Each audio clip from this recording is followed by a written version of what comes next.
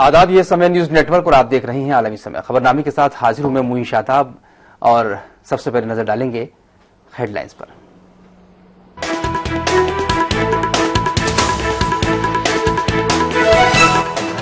Try तरमीम bill Lok Sabha में मंजूर। एसपी बीएसपी ने की हिमायत, टीएमसी ने लिया यू टर्न, कांग्रेस ने किया ऐवान से वॉकआउट। हाफिज सईद से वेद प्रताप वैदी की मुलाकात पर राज्यसभा में हंगामा। कांग्रेस ने बताया मुल्क के अंदरूनी हालात के लिए बड़ा खतरा, बीजेपी ने सारी चुप्पी। 5 नए गवर्नरों के नामों का ऐलान। बीडी टंडन छत्तीसगढ़, केसरीनाथ त्रिपाठी मगरबी बंगाल के बनाया गया गवर्नर, जबकि राम नायक भेजेगा उत्तर प्रदेश। कांग्रेस के एक और साबिक रुकन पार्लियामेंट के निशाने पर पार्टी आलाकमान सोनिया गांधी को खत लिखकर गफरान आजम ने दी बेटे की जांच छोड़ने की सलाह। इसराइल ने गजा पर जमीनी कार्रवाई भी की शुरू। हमास के साथ हुई झड़प, इसराइल के 4 फौजी मामूली तौर पर जख्मी।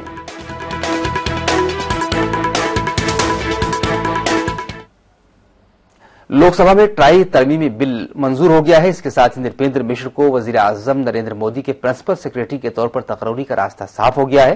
कांग्रेस ने इस इश्यू पर लोकसभा से वॉकआउट किया। लोकसभा में यह बिल भले ही मंजूर हो गया हो, लेकिन अभी राज्यसभा में बीजेपी को मुश्किल हो सकती है, क्योंकि राज्यसभा में बीजेपी को अक्सरियत हासिल नहीं है।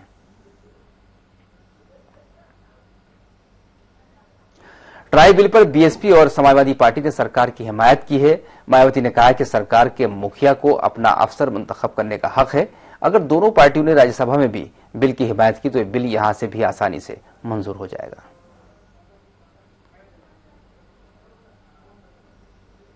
सेंटर के मुखिया को और स्टेट के मुखिया को ये पूरा अधिकार होता है कि अपनी सरकार को चलाने के लिए तो वो अपने हिसाब से वो सही अधिकारी वो नियुक्त करे। वो अपना जो प्रधान सचिव है तो वो अपने हिसाब से बनाए। तो प्रधान सचिव को जहाँ तक बनाने की बात है, क्योंकि वो रिटायर हो गए थे तो उसको लेकर कंट्रोवर्सी काफी खड़ी हुई है। लेकिन हमारी पार्टी का ये कहना है कि चाहे वो रिटायर अधिकारी हो, तो मैं समझती हूँ कि यदि कोई अड़चन आ रही है और उसको लेकर अमेंडमेंट आ रहा है और वो अच्छा अधिकारी है तो उसका हमें विरोध नहीं करना चाहिए। इसलिए जो बिल आएगा राज्यसभा में हमारी पार्टी इसका समर्थन करेगी। ट्राई बिल पर सरकार के साथ खड़ी समाजवादी पार्टी ने महात्मा गांधी कत्ल केस की फाइलों के गायब होने की बात उठाई है। पार्टी लीडर राम गोपाल यादव ने कहा कि अयोध्या समेत और भी कई अहम फाइलें गायब हो सकती हैं। महात्मा गांधी की हत्या से जुड़े तमाम दस्तावेजों को लेकर इस समय सदन में हंगामा मचा हुआ है। इसी विषय में बातचीत करने के लिए हमारे साथ हैं प्रोफेसर राम गोपाल जी। प्रोफेसर, आपने भी उठाया सवाल, क्या आपको किस तरह की शंका है और सरकार क्या जो जवाब दिया है उससे आप संतुष्ट हैं? कि मैंने जो फाइलें नष्ट की गई हैं उसके संबंध में मैंने स्पेसिफिक सवाल ये पूछे थे कि सरदार पटेल जी से संबंधित फाइलें सुरक्षित हैं या नहीं, क्योंकि सरदार पटेल ही वो व्यक्ति थे जिन्होंने उस वक्त हिंदू महासभा पर पाबंदी लगाई थी गांधी जी की हत्या के बाद, और सारे तथ्य उन फाइलों में होंगे। उसमें जिक्र होगा कि गांधी जी की हत्या से जुड़े हुए लोग कौन थे, किस विचार वाले लोग थे। और इसके साथ साथ मैंने ये भी पूछा था कि उसी दौरान 1949 में अयोध्या में मस्जिद में मूर्तियां रखी गई थी, उसके बारे में भी सरदार पटेल जी ने उत्तर प्रदेश सरकार को लिखा था। क्या ये फाइलें सुरक्षित हैं? लेकिन माननीय गृहमंत्री जी ने इस पर कोई जवाब नहीं दिया। अन्य सदस्यों ने भी जो सवाल उठाए उस पर भी उनका जवाब बिल्कुल गोलमोल ही था। और हमें ये इस बात की आशंका है कि सरदार पटेल से जुड़ी हुई फाइलें जो महात्मा गांधी जी की हत्या के बाद से लेके 1949 तक जो मूर्तियां रखी गई थी यहाँ अयोध्या इसमें बाबरी मस्जिद में, इससे संबंधित फाइलों में कोई न कोई जरूर हेराफेरी हुई है। टीएमसी भी ट्राई बिल पर सरकार की हिमायत में आ गई है। इसे लेकर क्या कहना है सीपीएम लीडर सीताराम येचुरी का, ये सुनते हैं। आपने लोकसभा में देखा ट्राई बिल पास हो गया, संशोधन विधेयक, लेकिन तृणमूल कांग्रेस ने शुक्रवार को विरोध किया था। आज भी स्टैट्यूटरी मोशन विरोध करने वालों में शामिल था सौगत राय का नाम। अचानक से हमने देखा यू टर्न और समर्थन में सरकार की नजर आई। अब क्या हुआ दूसरे सदन में उसके बारे में मैं टिप्पणी नहीं दे सकता, लेकिन सवाल ये है कि जो विरोध कर रहे हैं तो विरोध किसी उसूल पर होती है। अब उसूल नहीं, लेकिन मौका परस्ती के आधार पर विरोध अगर जताना है तो अलग बात है। लग रहा है तृणमूल कांग्रेस ने वही रुझान अपनाया। कुछ सेटिंग हो गई होगी। अब यही तो लग रहा है कि विरोध करने के बाद वो मौजूद क्यों नहीं, इसका जवाब नहीं दे पाएंगे। सीनियर जर्नलिस्ट वेद प्रताप वैदिक और मोस्ट वांटेड दहशतगर्द हाफिज सईद की मुलाकात का मामला मजीद गर्म हो गया है। राज्यसभा में कांग्रेस ने वैदिक और हाफिज की मुलाकात के इशू पर जमकर हंगामा किया। अरुण जेटली के जवाब से नाखुश कांग्रेस ने जमकर हंगामा किया और वैदिक की गिरफ्तारी की मांग की। कांग्रेस ने सरकार से इस इशू पर बयान देने का मुतालबा किया।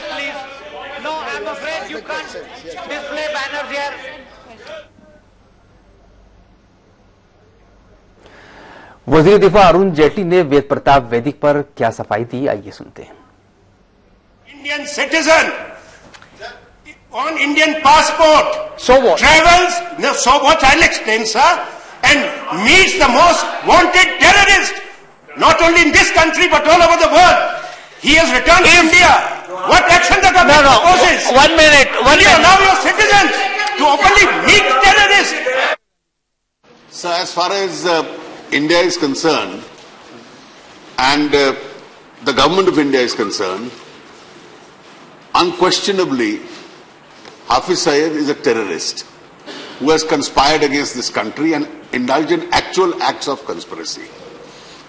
The government of India has nothing to do, not directly, not indirectly, not even remotely, with any journalist in his individual capacity.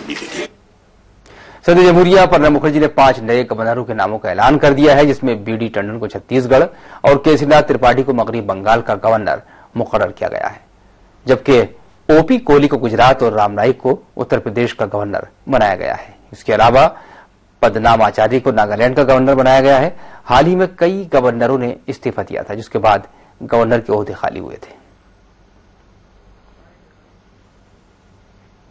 राष्ट्रपति महोदय ने मेरे बारे में और अन्य लोगों के बारे में राज्यपाल के लिए सूचना जारी की है और मेरे लिए उत्तर प्रदेश के राज्यपाल के नाते नाम निर्देशित किया गया है।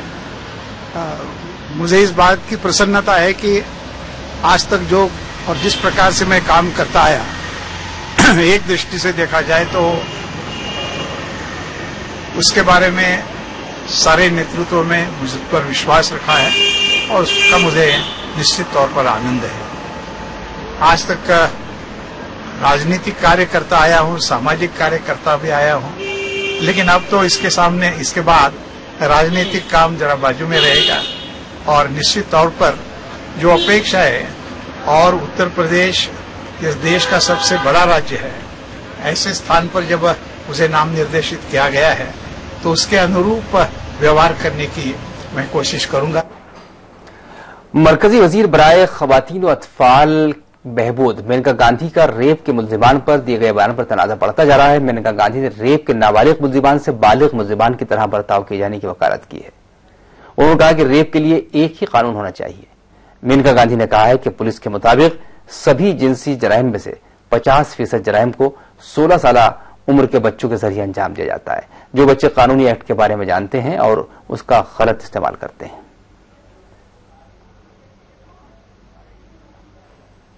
If a man knows that a woman can get relief and get a police, get administration, get everything to support her, then he will think 10 times. So the point is, changing their minds is one thing, but the point is to provide immediate relief so that he is scared to begin with. Secondly, we are changing the law to, in fact, I'm working on it personally, and I will see that it is changed to bring 16-year-olds into the purview, because according to the police, 50% of all sexual crimes are 16-year-olds who know the JJ Act, Juvenile Justice Act, so they can do it. But now if we, for premeditated murder, for rape, if we bring them into the purview of the adult world, then it will scare them. इस बारे में दीगर लोगों का क्या रद्द-ए-अमल है, आइए वो भी सुनते हैं। देखिए, महिला कांग्रेस इस बात को कई दिनों से उठा रही थी कि जो 16 से 18 के किशोर जो जघन्य अपराध करते हैं, चाहे वो रेप हो चाहे मर्डर हो, उनको जुवेनाइल जस्टिस एक्ट के तहत एक नए नजरिए से देखना होगा और उनने जो अपराध किया है उसके अनुपात में उनको सजा होनी चाहिए। मैं इस बात से सहमत हूं। जैसे पहले दिल्ली में हुआ है, सबसे ज्यादा जिसने वहशीपने की हद कर दी थी वो मेरे ख्याल में नाबालिग था और उसको सजा जो है वो उस हिसाब से मिली है। लेकिन मेरे ख्याल में अगर रेप जैसे केस में ऐसा होता है तो मैं मेनका गांधी जी की इस बात से सहमत हूं। मंत्री जी का फैसले का चाहे जो भी उन्होंने सोचा है उसका स्वागत करती हूं और समर्थन भी करती हूं।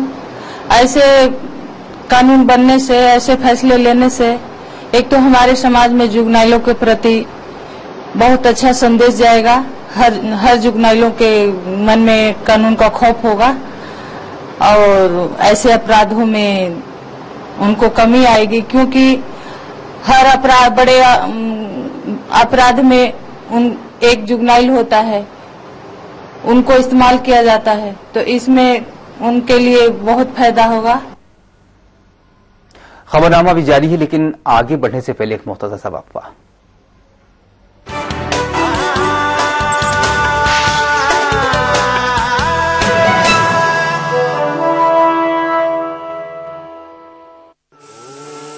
स्वामी जी, गुरुजी ठंडाई। गुरुजी ठंडाई, गुरुजी ठंडाई, प्रकृति का वरदान, हर घर के नाम गुरुजी ठंडाई।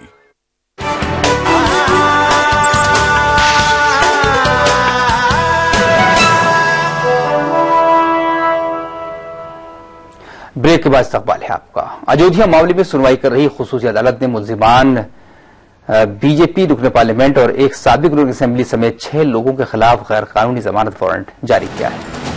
इन उन्नाव से बीजेपी रुकन पार्लियामेंट साक्षी महाराज, गोंडा से बीजेपी रुकन पार्लियामेंट ब्रजभूषण शरण सिंह और साबिक रुकन असेंबली पवन कुमार पांडे शामिल हैं।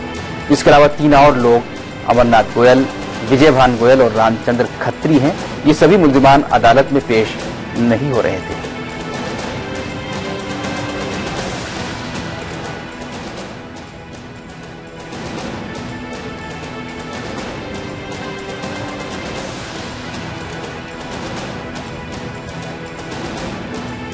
कांग्रेस के साबिक रुकने पार्लियामेंट गुफरान आजम ने कांग्रेस आलाकमान पर निशाना लगाया है। उन्होंने सोनिया गांधी को खत लिखा है और बेटे की चाह छोड़ने की सलाह दी है। गुफरान आजम ने कहा है कि सोनिया गांधी ने राहुल को 10 साल में लीडर बनाने की कोशिश की, लेकिन वो तकरीर करना भी नहीं सीख पाए।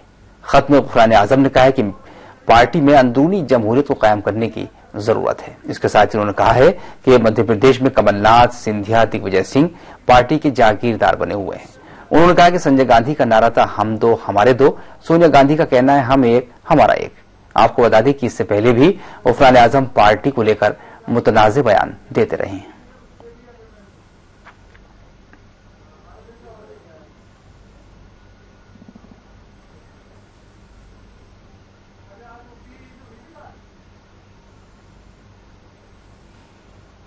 मैं कह रहा हूं मैंने चिट्ठी में गलत क्या लिखा? मुझे ये बता दें कि मैंने कहा हो गाली बकी हो कुछ? मैंने तो कहा कांग्रेस के संविधान के अनुसार आप चुनाव कराओ और आपने 10 साल मेहनत कर ली, कोशिश कर ली कि आपका पुत्र जो है वो कुछ बन जाए, नेता बन जाए। राहुल गांधी और कौन? एक ही तो पुत्र है उनका, कि वो कुछ बन जाए, और लेकिन 10 साल में वो नहीं बन सका। बोलना नहीं सीखा, कांग्रेस की विचारधारा नहीं समझा, कांग्रेस राजनीतिक सोच नहीं आई, तो पीछा छोड़ो उसका।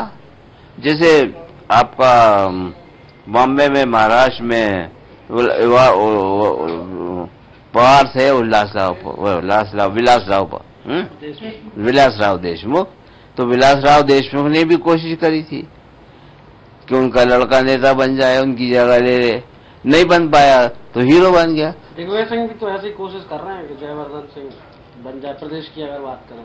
नहीं, मैं प्रदेश की मैं इंडिविजुअल हर शख्स चाहता है जहां तक, लेकिन भाई अगर आप कोशिश करें वो नहीं बनता है तो पीछा छोड़ो ना, जबरन क्यों लाद रहे हो? और अगर आपको जबरन लादने की बात है तो वही तो मैं कह रहा हूं कि चुनाव कराओ, लड़के आन दो, उसको जीत के आन दो। संजय गांधी की बात कही आपने, हम दो हमारे, ऐसा कुछ अभी कहा था आपने, क्या है वो? मैंने ये कहा था, संजय गांधी ने अपने जमाने में एक नारा दिया था कि हम दो हमारे दो, जब अपने जमाने में। तो मुझे लगता है अगर अभी भी नहीं मानी, आप जैसा कह रहे हैं कि वह बात नहीं मानी, वो कोई नहीं किया, तो ये इनको नारा देना पड़ेगा कि मैं एक मेरा एक। किसको? सोनिया गांधी को यार, किसको? तुम ऐसे कह रहे हो जैसे मैं डरता हूं। मेरे बाद आई है कांग्रेस में, मैं 40 साल से AICC का मेंबर हूं। सोनिया गांधी जी भी मेरे बाद आई हैं और राजीव जी भी मेरे पास आए और ये मेरे पास आया। मैं ज्यादा सीनियर कांग्रेस मेंबर हूं। कांग्रेस को जुबे नहीं, इसकी फिक्र मुझे ज्यादा है, इनको नहीं है। गुफरान आजम के बयान को कांग्रेस ने गलत करार दिया है।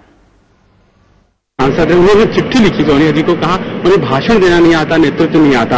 आपको लगता है जो राहुल गांधी पर इस तरह के हमले हो रहे हैं जायज है? नहीं, बिल्कुल गलत है। उनके साथ ये युवा लोग भी जुड़े हैं, बाकी लोग भी जुड़े हैं। उन्होंने जबरदस्त कोशिश की, कोशिश कम पड़ गई, बहुत सारे कारण हैं। तो राहुल जी का टांग पकड़ने के लिए जो कुछ आवाजें उठी हैं वो गलत है, मैं उनकी तरदीद करता हूं। राहुल जी को चांस मिलना चाहिए फिर से आगे आने का, और आगे है वो गलत बात है कि वो भाषण में लिखते, भाषण क्यों नहीं देते हैं? भाषण देते हैं, इतने इंटरव्यू उन्होंने दे दिए हैं। इन्हें टाइम्स नाउ के जो अरनाब है उनके साथ भी काफी उनकी भेंट हुई, ये गलत बात है। He is a young leader and future belongs to him and he will come forward. जो राजस्थान के किसी आदमी ने कहा है उनकी फजूल बात है वो। हालांकि दीगर पार्टी इसे कांग्रेस का अंदरूनी मामला बता रही है। मैं कांग्रेस का इंटरनल मामलों के बारे में कोई व्याख्या नहीं करना चाहता हूं, ये मेरा काम नहीं। कांग्रेस पार्टी अपना पार्टी के बारे में सोचे, चर्चा करे, वो तो उनका चॉइस है क्या करना क्या नहीं करना। देखिए, वैसे तो उनकी पार्टी का अंदरूनी मामला है और मैं देख रहा हूं कि जैसे हारी हुई टीम में भगदड़ नहीं मचती है, कहीं न कहीं वैसे ही कांग्रेस में भगदड़ मची। अगर कांग्रेस ये समझती है कि वो इस सरकार से पंगा ले सकती है, इस सरकार से निपट सकती है, तो कांग्रेस को अपनी भगदड़ को रोकना पड़ेगा। और विभिन्न लोगों को जो बयान आ रहे हैं उस पर कांग्रेस को सीमित होकर एक विचारधारा, एक सीधी लाइन पर चलना पड़ेगा, अन्यथा इससे कांग्रेस को बहुत ज्यादा नुकसान उठाना पड़ेगा। अभी तक साईं पर सवाल खड़े करते रहे खुद शंकराचार्य पर अब सवाल खड़े होने लगे हैं। संत महासभा के सदर चक्रपाणी महाराज ने शंकराचार्य को कटघरे में खड़ा कर दिया है। उन्होंने कहा कि साईं के तई लोगों की अकीदत में कमी आने के लिए शंकराचार्य के बयान जिम्मेदार है। उन्होंने कहा कि साईं के अकीदतमंद 1-2 दिन में नहीं बने। स्वामी चक्रपाणी यही नहीं रोके, उन्होंने शंकराचार्य की तकर्री पर भी सवाल खड़े कर दिए। उन्होंने कहा कि एक ही जात से 2500 साल से शंकराचार्य बनते जा रहे हैं, इस रिवायत में तब्दीली होनी चाहिए। हर जात और हर तबके से शंकराचार्य का इंतखाब होना चाहिए।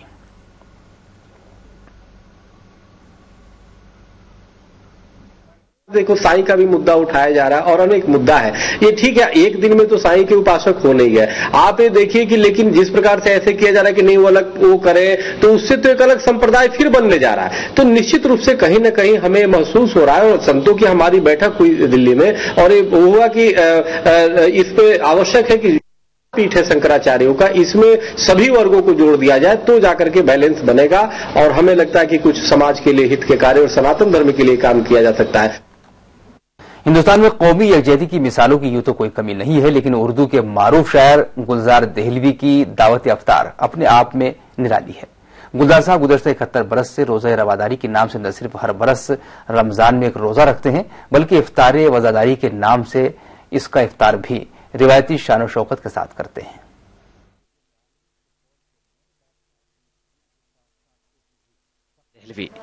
ये शख्सियत किसी तारुफ की मोहताज नहीं। उर्दू के शजर की आबियारी में उन्होंने एक अहम किरदार अदा किया है। उर्दू के लिए अपनी इन खिदमात के अलावा गुलजार देहलवी हिंदू मुस्लिम इत्तेहाद के लिए भी जाने जाते हैं।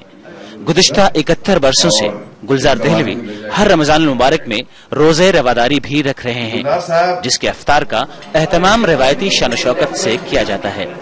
खास बात यह है कि इसी दिन गुलजार दहलवी अपनी सालगिरह भी मनाते हैं। 71 साल हो गए मुझे, अपने बुजुर्गों के जमाने से मैं रोजा रख के उसमें मुझे खुशी इस बात की होती है कि हर दौर में तमाम अदबी लोगों ने, सियासी लोगों ने, हिंदी, उर्दू, पंजाबी, अंग्रेजी वालों ने, हिंदू, मुसलमान, सिख, ईसाइयों के बड़े बड़े मजहबी रूहानी पेशवाओं ने क्या अदब, क्या रूहानियत, क्या दरगाहों के, क्या खानकाहों के और बड़े बड़े इमाम मेरे यहाँ सब शरीक हुए हैं। यही मोहब्बत और रवादारी अगर हिंदू मुसलमान कायम रखें तो मगरबी ताकतों की जो बिग 4, बिग 5 हैं उनकी मजाल नहीं है कि हमें डिवाइड कर सकें। हर बरस इस इफ्तार पार्टी में अदबी व सियासी शख्सियात की शिरकत इसकी रौनक दुबाला करती है। इस बार भी इफ्तार में झारखंड के साबिक गवर्नर सिप्त रजी, सहारा उर्दू मीडिया के ग्रुप एडिटर समेत मुल्क के मशहूर उदबा व शोरा मौजूद रहे। बहुत अच्छा लगा, हमेशा की तरह।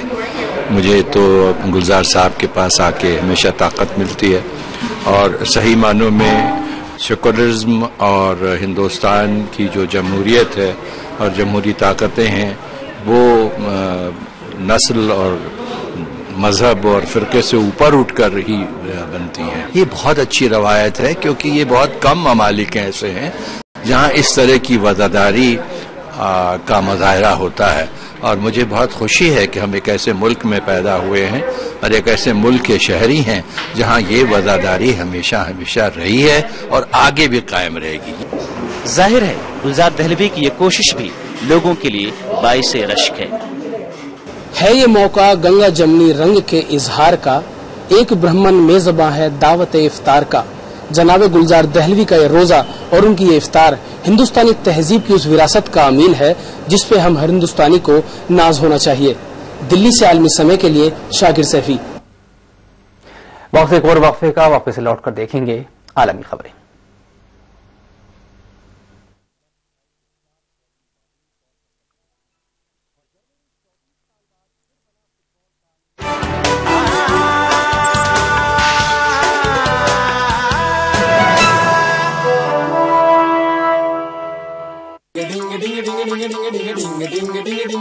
ओ जन्मी बेटी भोलू घर फैली है चारों और खबर सारे सज कर आए। अरे भरे हैं मटके पानी से डूबे हैं जिनमें हाथ कई चाचा चाची नानी के। डॉक्टर दीदी आई वहाँ देख गंदगी जहाँ तहाँ, बोली सफाई का रखो ध्यान।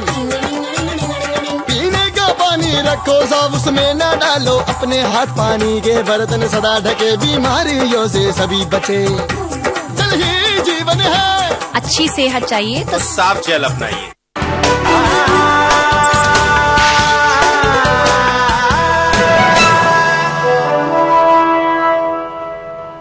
ब्रेक के बाद खबरनामे में एक मरतबा फिर आपका इस्तकबाल है।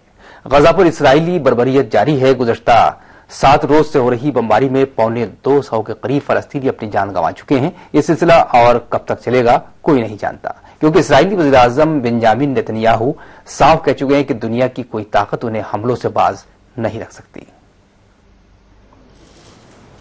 इसराइल ने कमजोर और नातवा फिलिस्तीनियों पर हल्का जिंदगी तंग करके रख दिया है। सहयूनी हुकूमत ने 15 लाख की आबादी वाली गजा पट्टी की नाकाबंदी कर रखी है, जिसके सबब इंसानी दिल रखने वाले अफराद इसे दुनिया की सबसे बड़ी जेल करार देते हैं। उस पर हर साल 2 साल में होने वाले हमले रही सही कसर पूरी कर देते हैं। गुज़िश्ता 7 रोज से इसराइल के बहादुर फौजी गजा के आसमान पर बमों की आतिशबाजी कर रहे हैं। गजा का एक भी शहरी खुद को सलामत महसूस नहीं कर रहा है। मरने वालों में शेरखार बच्चों से लेकर खवातीन और बुजुर्ग सब शामिल हैं। हैरत अंगेज तौर पर अरब ममालिक खामोश हैं। वो अब भी मगरबी ममालिक की इजारादारी वाली अक़वाम मुत्तहिदा की तरफ उम्मीद भरी नजरों से देख रहे हैं। मगरबी ममालिक जरूर लबकुशाई कर रहे हैं, लेकिन उनके निशाने पर इसराइल नहीं बल्कि हमास है। यूरोप और अमेरिका कह रहे हैं कि इसराइल को हमास के रॉकेट हमलों से अपने शहरियों के तहफ्फुज का पूरा हक हासिल है। ये वही रॉकेट हमले हैं जिनमें इंसान तो दूर, सहयूनी चूहे के भी मरने की अब तक कोई इत्तला नहीं है। मुश्किल की इस घड़ी में मिस्र की हुकूमत ने जरूर रफा क्रॉसिंग खोलकर फिलिस्तीनियों पर एहसान किया है। इसराइली हमलों में जख्मी हुए अफराद इलाज के लिए इसी क्रॉसिंग से मिस्र आ जा सकते हैं। इंसानी हुकूक की तंजीम एमनेस्टी इंटरनेशनल अकेली ऐसी तंजीम है जो वाकई हक की बात कर रही है। उसने इसराइल पर फिलिस्तीन के खिलाफ असलहे के इस्तेमाल पर पाबंदी लगाए जाने का मुतालबा किया है। साथ ही उसने इसराइली जंगी जराइम की गैर जानिबदाराना जांच का भी मुतालबा किया है। हजरत मूसा के जमाने में फिरौन ने बनी इसराइल पर जुल्म बर्बरियत के पहाड़ तोड़ डाले थे, लेकिन आज उसी बनी इसराइल की हुकूमत खुद फिरौन के नक्शे कदम पर चल रही है। इसराइल जो कुछ भी कर रहा है उसे फिलिस्तीनियों को दी जाने वाली इज्तमाई सजा करार दिया जा रहा है। लेकिन कोई ये तो बताए कि गजा वालों का आखिर कसूर क्या है। आलमी समय के लिए आबिद अली। रमजान मुबारक के मुकद्दस महीने में जहां अल्लाह की रहमतें नाजिल हो रही हैं, वहीं फलस्तीन में इसराइल की बर्बरियत का रक्स हो रहा है। इसराइल के जुल्म और तशद्दुद के खिलाफ दिल्ली के ओखला इलाके में लोगों ने इलाके में एहतजाजी मुजाहरा किया। इस मुजाहरे में हर मकतबे फिक्र के लोगों ने शिरकत की। मुजाहरे में शामिल लोगों ने इसराइल के खिलाफ जबरदस्त नारेबाजी की। उनका मुतालबा था कि इसराइल मासूम फलस्तीनियों पर हमले फौरन बंद करे। हिंदुस्तानी हुकूमत से मुतालबा करते हुए उन्होंने कहा कि हिंदुस्तान को भी इसराइल के मामले पर मुदाखलत करनी चाहिए।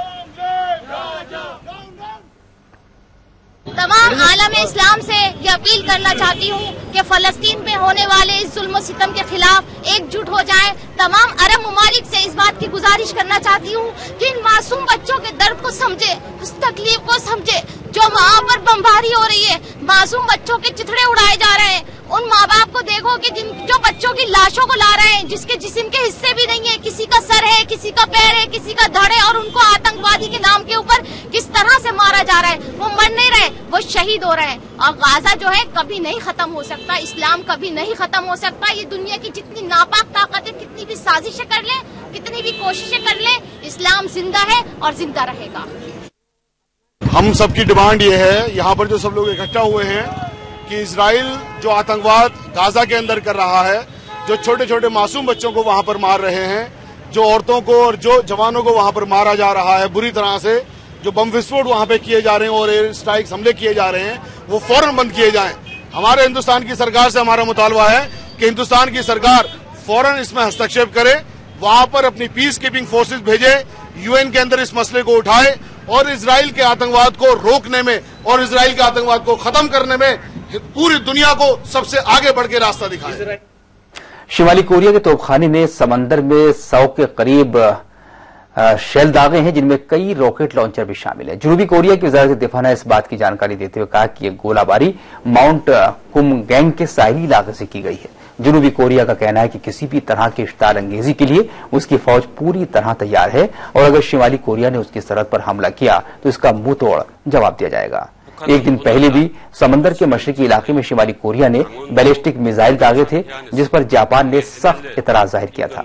वैसे अक़वाम मुत्तहिदा ने शिमाली कोरिया पर बैलिस्टिक टेक्नोलॉजी के हुसूल पर पाबंदी आयद कर रखी है। आखिरकार फीफा आलमी कप 2014 में जर्मनी ने वो कर दिखाया जो गुज़श्ता 24 बरस में नहीं हुआ था। आलमी कप के फाइनल मुकाबले में जर्मनी ने अर्जेंटीना को 1-0 से शिकस्त दे दी। जर्मनी 24 साल बाद फिर से आलमी चैंपियन बना है। इस दिलचस्प मुकाबले में 90 मिनट तक दोनों टीमें गोल नहीं कर सकी, जिसके बाद मिले एक्स्ट्रा टाइम में जर्मनी के मारिया गोड्जे ने फातेह को दाग दिया। जर्मनी की जीत कतई आसान नहीं रही। खिताबी जंग में अर्जेंटीना ने उन्हें मजबूत टक्कर दी। बॉल पोजीशन के मामले में जर्मनी शुरू से ही कहीं आगे रहा, जबकि अर्जेंटीना ने काउंटर अटैक की मदद ली। दूसरे हाफ की शुरुआत में मेसी फिर से जर्मन टीम के लिए खतरा बने, लेकिन गोल नहीं कर पाए। नॉकआउट राउंड के तमाम मैचों की तरह फाइनल में भी अर्जेंटीना के डिफेंडर्स ने कमाल का खेल दिखाया और मुकाबले को एक्स्ट्रा टाइम तक ले गए। सब्स्टिट्यूट के तौर पर खेलने आए नौजवान खिलाड़ी मारियो गोड्जे ने 113वें मिनट में फातेह गोल किया। रियो डी जेनेरो के मशहूर माराकाना स्टेडियम में आलमी फुटबॉल के नए बादशाह की धूम के साथ ताजपोशी हुई।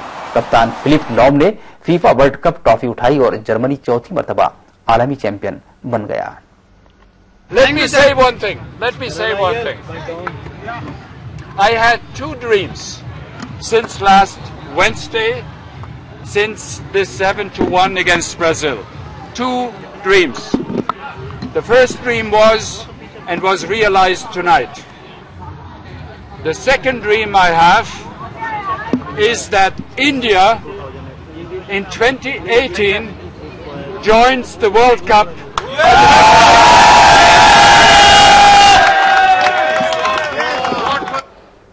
क्या आप शॉपिंग के दीवाने हैं? अगर हैं तो आपके लिए अच्छी खबर है। दुबई में दुनिया का सबसे बड़ा मॉल खुलने जा रहा है। इस मॉल की खास बात यह है कि यहाँ शॉपिंग के लिए दुनिया भर की तमाम चीजें तो होंगी ही, साथ ही यहाँ आराम करने के लिए 100 होटल भी मौजूद हैं। ये नहीं, इन होटलों में कुल 20,000 कमरे हैं जिनमें आप शॉपिंग के बाद आराम कर सकते हैं। 80 लाख स्क्वायर फुट लंबे इस मॉल में आराम के अलावा आपकी दिलचस्पी का भी खास ख्याल रखा गया है।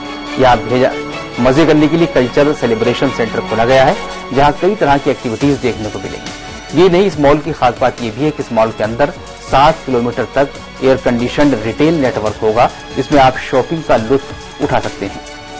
इस मॉल में दुनिया का सबसे बड़ा थीम पार्क भी बनाया गया है।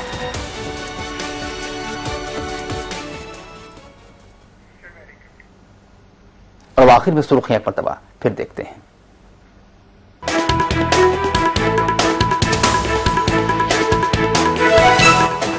ट्राई तरमीमी बिल लोकसभा में मंजूर, एसपी और बीएसपी ने की हिमायत, टीएमसी ने भी लिया यूटर्न, कांग्रेस के ऐवान से वॉकआउट। हाफिज सईद से वेद प्रताप वैदी की मुलाकात पर राज्यसभा में हंगामा, कांग्रेस ने बताया मुल्क के अंदरूनी हालात के लिए बड़ा खतरा, बीजेपी ने सारी चुप्पी। 5 नए गवर्नरों के नामों का ऐलान, बीडी टंडन छत्तीसगढ़ और के श्रीनाथ त्रिपाठी बनाए गए, मगरबी बंगाल के गवर्नर राम नाईक भेजे गए उत्तर प्रदेश। कांग्रेस के एक और साबिक रुकने पार्लियामेंट पार्टी आलाकमान पर की नुक्ताचीनी, सोनिया गांधी को खत लिखकर गुफरान आजम ने दी बेटे की चार्ज छोड़ने की सलाह। और इसराइल ने गजा पर जमीनी कार्रवाई भी की शुरू, हमास के साथ हुई झड़प, इसराइल के 4 फौजी मामूली तौर पर जख्मी।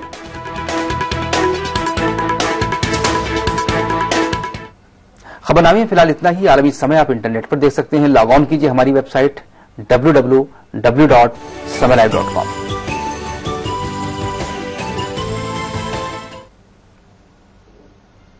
हमें इजाजत दीजिए, लेकिन आप देखते रहिए आलमी समय। आदाब।